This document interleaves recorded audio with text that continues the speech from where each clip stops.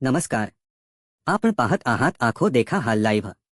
मी आहे आपला प्रतिनिधी मनोहर भाऊ यरपुरवाड आणि आज आपण पाहणार आहोत महाराष्ट्रातील ताज्या सामाजिक घडामोडी ज्या थेट सामान्य नागरिकांच्या जीवनावर परिणाम करणाऱ्या आहेत.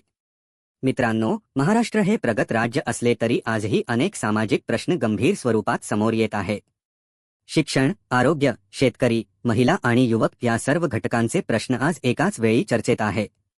आरोग्य सेवांमधील अडचणी. महाराष्ट्रातील ग्रामीण आरोग्य व्यवस्था अजूनही अनेक अडचणींना सामोरी जात आहे. अनेक प्राथमिक आरोग्य केंद्रांमध्ये डॉक्टर वेळेवर उपलब्ध नसतात. औषधांचा तुटवडा जाणवतो आणि रुग्णांना मोठ्या शहरांकडे धाव घ्यावी लागते. विशेषतः गर्भवती महिला, वृद्ध नागरिक आणि लहान मुलांसाठी ही परिस्थिती चिंताजनक आहे. सामाजिक संघटनांची मागणी आहे की प्रत्येक आरोग्य केंद्रात पूर्णवेळ डॉक्टर नियुक्त करावे. मोफत तपासणी आणि औषध पुरवठा सुरळीत करावा. शेतकरी वर्गाचा वाढता संघर्ष. मित्रांनो, राज्यातील शेतकरी आजही निसर्गाच्या अवकृपेचा सामना करत आहे.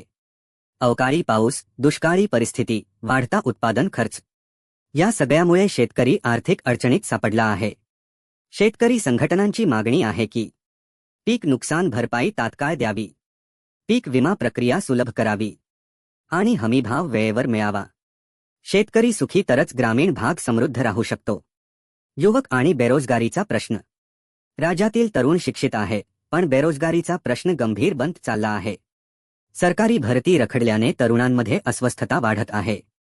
तरुणांची मागणी आहे की सरकारी नोकऱ्यांच्या प्रक्रिया वेळेत पूर्ण कराव्यात, कौशल्य विकास प्रशिक्षण वाढवावे आणि स्वयंरोजगार व स्टार्टअप्सना प्रोत्साहन द्यावे.